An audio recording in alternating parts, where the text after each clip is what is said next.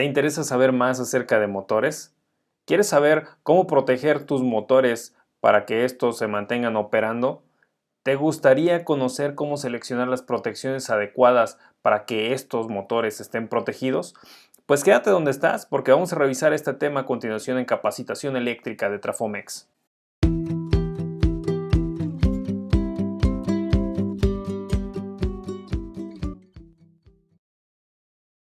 Hola, ¿cómo estás? Mi nombre es Fabián Razo, soy parte del equipo de trabajo de Trafomex y en esta ocasión vamos a revisar el tema de protección de motores eléctricos. ¿Qué vamos a ver en realidad en esta ocasión? Bueno, vamos a ver un poquito acerca de los motores eléctricos, qué tanto se utilizan, la importancia, cómo es que se considera este tipo de equipos para la industria en la actualidad. Vamos a revisar también un poco acerca de las condiciones normales de operación de un motor, las curvas de arranque, qué es una sobrecarga, qué es un cortocircuito, cuáles son los tipos de falla que llegan a ocurrir en los motores, por qué se originan y bueno, vamos a revisar también acerca de las protecciones eléctricas, cómo proteger estos equipos bajo condiciones normales de operación, también cuando están en sobrecarga, cómo identificar cuando están en cortocircuito y que estén bien protegidos y no se lleguen a dañar. Comenzando con esto, bueno, el motor eléctrico es uno de los equipos más utilizados en la industria al día de hoy, sobre todo el motor de jaula de ardilla es el equipo, digamos, de batalla que se utiliza en casi todos los lugares, sobre todo, bueno, también inclusive en las casas habitación, en la parte de electricidad residencial, es un equipo demasiado utilizado y que involucra en este caso el que se dañe un equipo de estas características. Bueno, pues que puede quedar fuera desde una bomba para que el suministro del agua en una casa habitación o para el suministro de agua en un equipo de enfriamiento de emergencia. Ahí puede quedar, por ejemplo, fuera completamente el agua de emergencia si este equipo llega a dañarse. Es por esto que se requiere que se tengan condiciones de seguridad para que estos motores siempre estén funcionales y siempre estén listos para trabajar.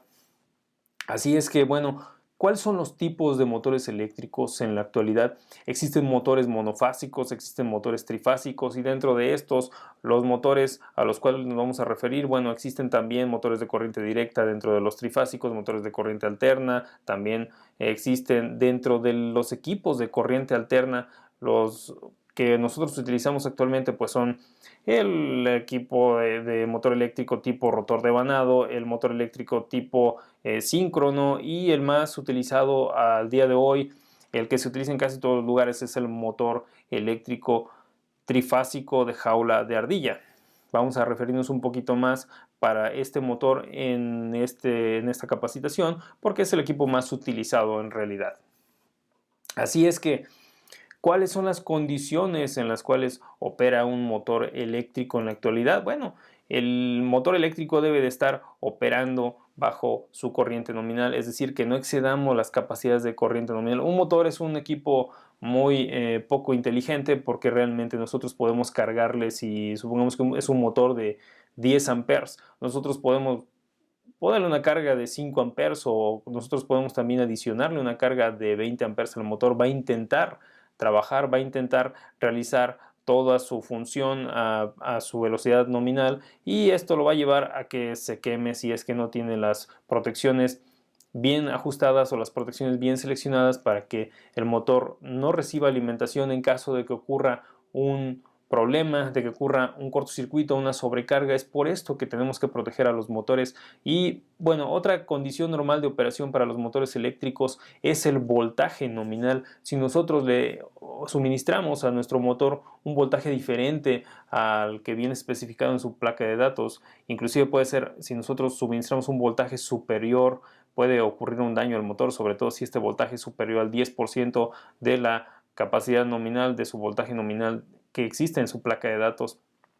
O también si nosotros le suministramos voltaje reducido a este motor durante un tiempo prolongado, digamos un 10% menos de voltaje durante 3-4 días, también afecta, se baja el voltaje, sube la corriente para mantener la potencia en la flecha y esto ocasiona también que el motor sufra daños por que no son las condiciones que está diseñado para trabajar. Otra cosa es la velocidad nominal. Los motores generalmente, si no están adecuados a un variador de velocidad, trabajan a la velocidad que dice su placa de datos. Y otra cosa es el par que nosotros le solicitamos en el arranque. Tiene que ser el motor bien especificado para que pueda realizar un arranque de acuerdo a su curva característica de par velocidad. Para esto se seleccionan los motores bajo ciertas especificaciones que se determinan por el tipo de carga que va a mover. No es lo mismo un motor que va a trabajar subiendo o bajando un ascensor a un motor que va a trabajar en una bomba de agua. Se requiere otro tipo de características. En el caso del ascensor se requeriría un par más elevado. En el caso de la bomba se requiere un par quizás no tan elevado, pero vamos a tener ciertas características que vamos a estar diferenciando un trabajo de otro tipo. Otra cosa que tenemos también que tomar en cuenta para los motores eléctricos pues es precisamente esto, la curva de arranque que se presenta en los motores cuando estos están operando. Se dice que esta curva de arranque puede llegar de 4 a 8 veces la corriente nominal si es que los motores arrancan con conexión directa a la red de distribución. ¿Qué quiere decir esto? Pues si nuestro motor es de 100 amperes de corriente nominal, cuando arranca puede consumir de 400 a 800 amperes. Esto quiere decir que, bueno, es una corriente demasiado grande cuando los motores no están adecuados para un arranque a plena red de distribución, un arranque con corriente, con este tipo de corrientes tan enormes, pues lo que ocasiona es que tanto los conductores que alimentan este motor como el motor mismo se llegue a dañar. E inclusive estaríamos hablando que generalmente los motores arriba de 20 caballos o arriba de inclusive a veces capacidades menores o por ejemplo 30 amperes ya no se recomienda arrancarlos conectándolos a la red de distribución sin ningún tipo de arranque. Es por eso que existen perturbaciones cuando los motores arrancan directos a la red, existen variaciones de tensión porque el motor necesita mucha energía en ese punto específico y toma la energía de la red, lo que ocasiona que exista una caída de tensión a lo largo de la red si esta no es demasiado robusta. También existe pues calentamientos en los devanados del motor, lo que causa que los devanados pues lleguen a dañarse. Recordemos que el aislamiento es la parte más sensible que existe en los equipos eléctricos. Estemos hablando de transformadores, de motores, de reactores, de algún otro tipo de equipo eléctrico, ya sea industrial o doméstico. Cuando existe un calentamiento, el embobinado, los devanados son lo primero que llega a dañarse y dañándose el aislamiento, pues el equipo simplemente ya no funciona adecuadamente o simplemente ya no funciona. Tenemos una reducción de vida útil en los equipos cuando nosotros hacemos un excedente de arranques o cuando nosotros arrancamos un equipo que no está realizado para trabajar con conexión directa a la red. Así es que esto, recapitulando y también enfatizando, no se recomienda arrancar directo a la red a motores mayores de 20 caballos o de 30 amperes. ¿Y cuáles son los métodos de arranque tradicionales que se pueden utilizar? Pues está el método de arranque estrella delta, donde nosotros arrancamos el motor en estrella y después hacemos un cambio en su tipo de conexión, lo cambiamos a delta. El motor tiene que estar especificado en su placa de características para que pueda realizar este tipo de cambio y pueda arrancar de esta manera para que consuma menos corriente, y es debido a que nosotros cuando lo conectamos en estrella, bueno, se reduce la tensión, el voltaje en los devanados entre raíz de 3 y esto ocasiona que el motor pues también absorba menos corriente porque ofrece un par más delicado, ofrece menos par al arranque, por lo cual consume menos corriente y bueno, no se recomienda para lo que estábamos platicando, por ejemplo, que un ascensor no se recomienda este tipo de arranque porque no tendría un par tan fuerte y por lo tanto no podría hacer la función de mover este elevador, que al principio es una carga bastante robusta, pero quizás este tipo de arranque pudiera recomendarse para bombas, por ejemplo. Y bueno, otra característica es que la corriente, nosotros podemos tener este tipo de corrientes con 2 a 2.5 veces la corriente nominal. Y ahora vamos a platicar un poquito acerca de que hay otro tipo de arranques.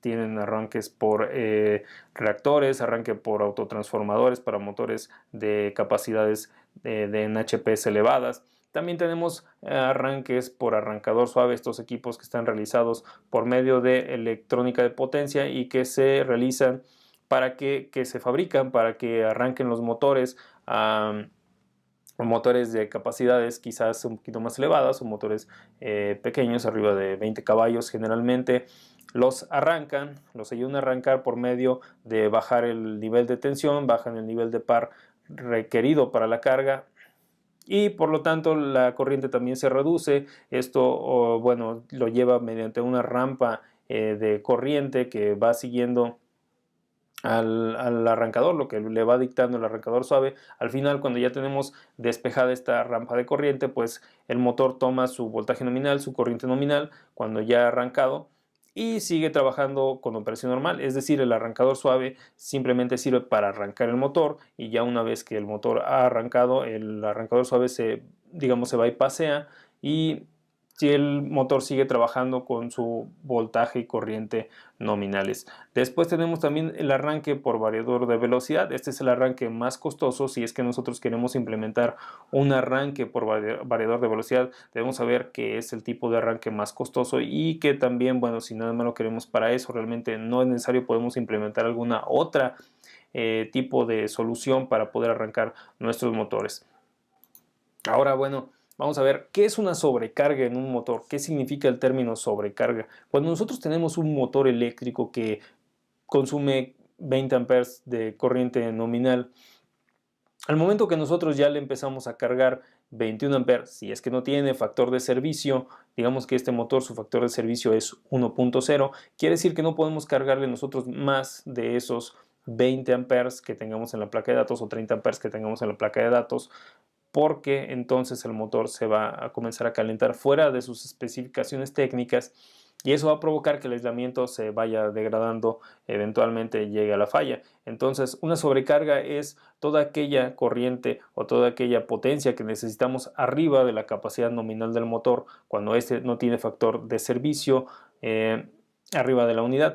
Y también si tiene un factor de servicio arriba de la unidad, por ejemplo un factor de servicio de 1.15 que viene en la placa de datos, y nosotros le solicitamos una carga que es un 20% mayor a sus características, ya estamos hablando también de una sobrecarga del equipo. Entonces tenemos que tener cuidado, aunque nuestros equipos tengan factor de servicio, pues tenemos que ser lo suficientemente cuidadosos para que no sobrepasemos esas especificaciones que nos brinda el fabricante.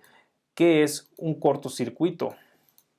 Bueno, estábamos hablando acerca de que una sobrecarga es la exposición de nuestro motor a una corriente más elevada de lo normal o más elevada de lo que nos dicta su placa de características durante un tiempo considerable. Puede ser que nosotros le estemos solicitando una corriente de 25 amperes a un motor de 20 amperes, y esto sea durante un tiempo, supongamos 2 horas, donde nosotros cargamos un poquito más a nuestro motor, donde hacemos que tenga un poco más de necesidad de par de trabajo, y esto va a ocasionar pues calentamiento del motor. Pero existe otro tipo de características donde se presentan corrientes muy elevadas durante muy poco tiempo, que es el cortocircuito. El cortocircuito es un tipo de sobrecorriente que se presenta durante muy poco tiempo. Durante muy poco tiempo el motor tiende a...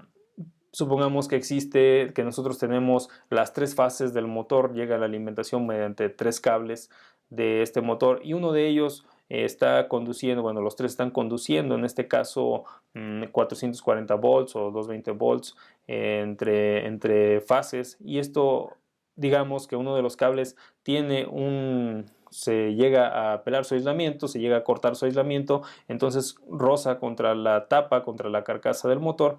Esto ocasiona un cortocircuito que, si bien no afecta internamente al motor eléctrico, pero sí hace que el motor eléctrico durante un tiempo tenga esfuerzos mucho mayores a lo normal, esfuerzos electromagnéticos, debido a que tiene que aportar una corriente hacia la falla, y esto también ocasiona calentamiento en los motores. Y bueno, sobre todo que cuando existe un cortocircuito y es muy cercano al motor, también puede ser que la temperatura llegue a afectar los esfuerzos, como lo decía, electromagnéticos, los esfuerzos mecánicos que ocurren en un cortocircuito puedan dañar a este motor. Entonces, no se diga si esto ocurre en la caja de conexiones, donde este cortocircuito puede ser fundamental, que inclusive pueda destruir la tapa, pueda destruir al motor en sí. Entonces, una sobrecarga es una corriente arriba de lo normal, arriba de un porcentaje de la corriente nominal, pero no necesariamente muchas veces arriba de su corriente, simplemente una corriente arriba de lo normal durante un tiempo elevado que no supera el n veces la corriente nominal, una corriente de cortocircuito. Por lo contrario, es una corriente que va a durar muy poco tiempo, pero una corriente bastante mayor a la corriente que el motor puede trabajar normalmente. ¿Cuáles son los tipos de falla en los motores eléctricos? Si estamos hablando de una sobrecarga, cuando nosotros estamos solicitándole más corriente al motor de la normal. Existe también lo que se llama pérdida de fase.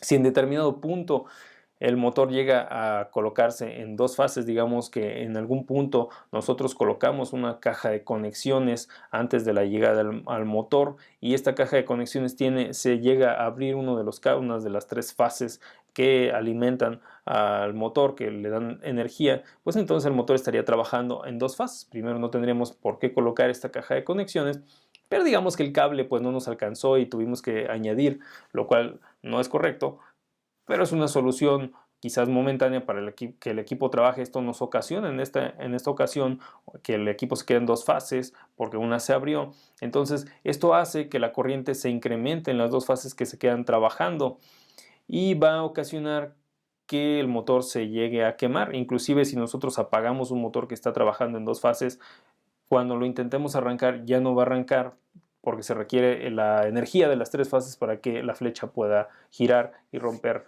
el peso de la flecha o de la carga. Entonces, un motor eléctrico no puede trabajar en dos fases porque puede llegar a quemarse. Otro tipo de falla pues es en los rodamientos del equipo, porque los rodamientos del equipo son, bueno, los dispositivos que mantienen a la flecha girando bajo su eje. Cuando estos rodamientos llegan a calentarse demasiado o llegan a simplemente a perder su vida útil porque ya tienen, no sé, 20, 30 años trabajando y ya hay que cambiarlos. El tipo de falla que ocurre en este caso cuando los rodamientos llegan a deteriorarse es que el motor puede llegar a amarrarse. Se le llama de este modo cuando el motor se detiene, porque el rodamiento se puede llegar a romper o simplemente se llega a ocurrir una falla mecánica en la cual el rodamiento ya no ejerce la función que debe de tener, que es el que la flecha siga girando adecuadamente sobre su eje. Es entonces cuando tenemos un tipo de falla por rodamientos. Entonces tenemos que identificar cuando estos haya que cambiarlos. Hay inclusive tecnologías que nos ayudan a detectar si este tipo de falla va a ocurrir en un futuro cercano. Existe también otro tipo de falla que es la falla por vida útil, donde nosotros ya estamos trabajando nuestro motor durante 20, 30 años y este motor pues llega a tener una falla por vida útil debido a que ya el aislamiento puede estar muy envejecido, debido a que mecánicamente también ya ha recibido muchos arranques, debido a que quizás haya recibido golpes durante su vida de trabajo. Pero bueno, existe también este tipo de problemas, así que hay que saberlos identificar y tener listo por ahí una refacción.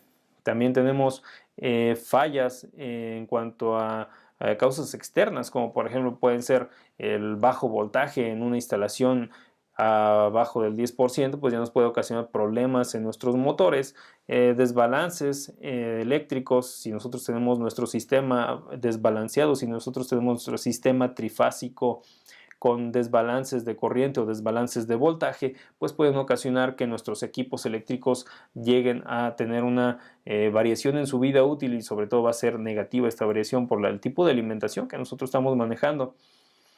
También puede ser, como lo platicamos, que existan cortocircuitos externos que demanden energía del motor hacia la falla, y esto va a ocasionar también sobrecalentamientos, estrés en los devanados y que estos equipos lleguen a dañarse. También, bueno, si nosotros tenemos el motor trabajando en condiciones donde estas sean dañinas para el motor, por ejemplo, que esté cerca de una tubería que está arrojando agua o que haya mucha humedad en el ambiente, esto va a deteriorar la vida del motor.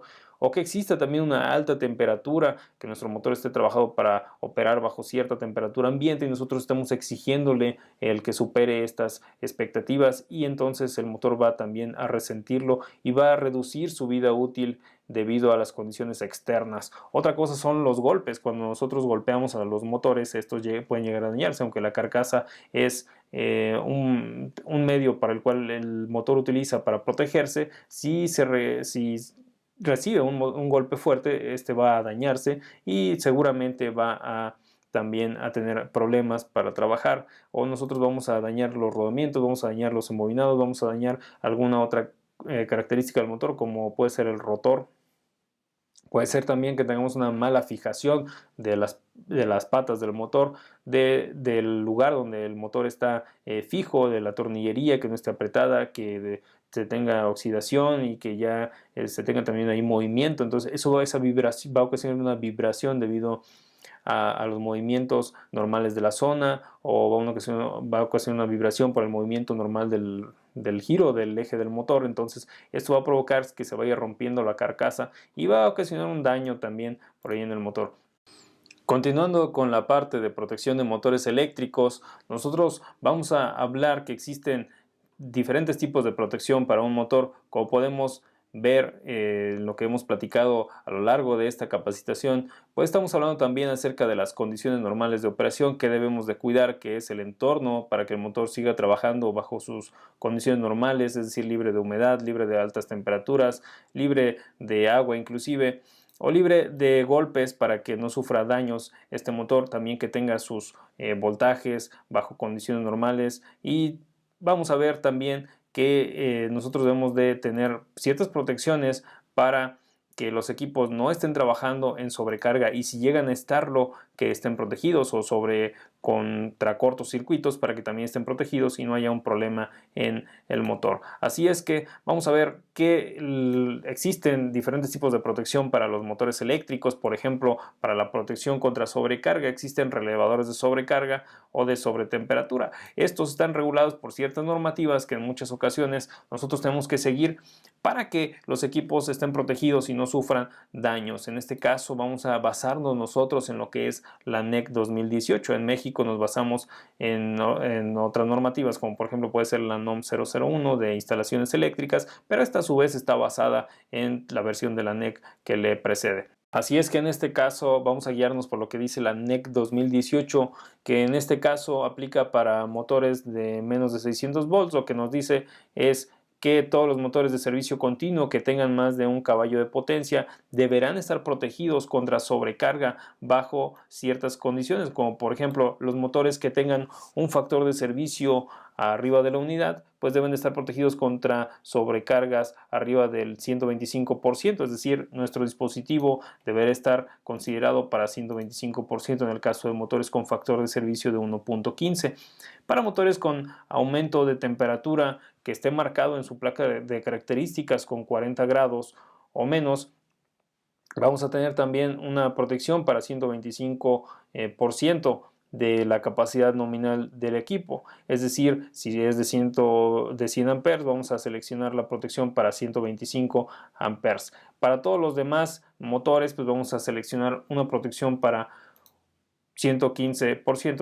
Y vamos a hablar ahora acerca de la protección por cortocircuito, donde nos dice que todos los circuitos de motores deben de estar protegidos contra corrientes de falla, tal como se especifica en la tabla que vamos a ver a continuación. Esta tabla la vamos a mostrar, donde nos dice que bueno, existen ciertos dispositivos de protección, como pueden ser los fusibles, que muchas veces vemos en las instalaciones eléctricas, y estos fusibles van a proteger los equipos contra sobrecorrientes de cortocircuito.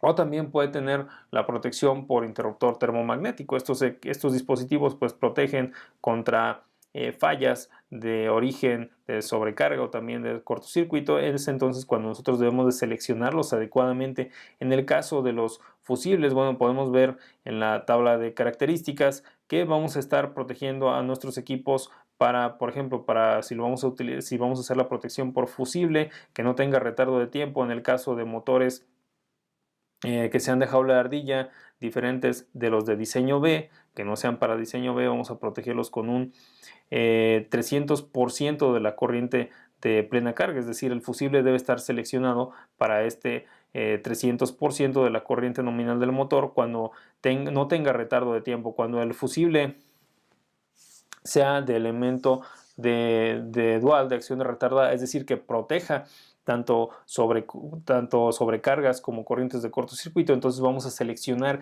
este fusible al 175% de la capacidad nominal de nuestro motor. Recordemos que esta tabla aplica únicamente para motores menores a 600 volts y es la que vamos a seguir. Por ejemplo, en el caso de la selección del interruptor, el disparo que vamos a seleccionar, si es que nos lo permite la selectividad de las protecciones del interruptor, debe ser el instantáneo para 800% de la corriente nominal, y el interruptor automático de tiempo inverso, el que tenga también para sobrecarga, debe de estar seleccionado para el 250% en el caso de que tengamos nosotros la protección para interruptor, es decir, para que nosotros tengamos protección. Esto es para cortocircuito.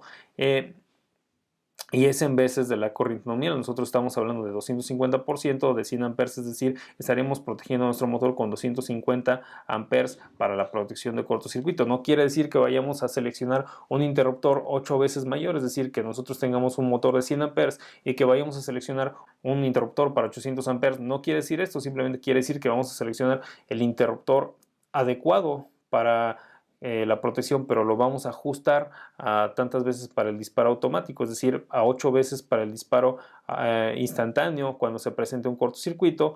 Y si tiene curva de tiempo inverso, vamos a seleccionar el ajuste de 2.5 veces la corriente nominal para el caso de que nosotros tengamos un motor de jaula de ardilla, un motor abajo de 600 volts y que querramos protegerlo por protección de sobrecorriente con un interruptor o con un fusible. Esta es la tabla que la NEC nos recomienda. Así es que pues ya vimos cómo se debe de proteger contra sobrecarga un motor eléctrico, ya vimos cuál es lo que debemos de seleccionar en el caso de protección para cortocircuito. Y también vimos algunas referencias acerca de cómo trabajan los motores, cómo protegerlos de situaciones como la alimentación que reciben o también las condiciones a las cuales deben de estar operando y qué cuidados debemos de tener con ellos. Hemos llegado al final de este video donde hemos visto acerca de la protección de motores eléctricos, y te quiero agradecer el que hayas llegado hasta aquí y te quiero invitar a que te suscribas, a que, bueno, si tienes algún comentario que realizar acerca de este video lo dejes también en la zona de comentarios, y sobre todo que compartas este contenido si crees que le puede servir a alguien más. Espero haber sido lo suficientemente claro y nos vemos en el siguiente video. Hasta la próxima.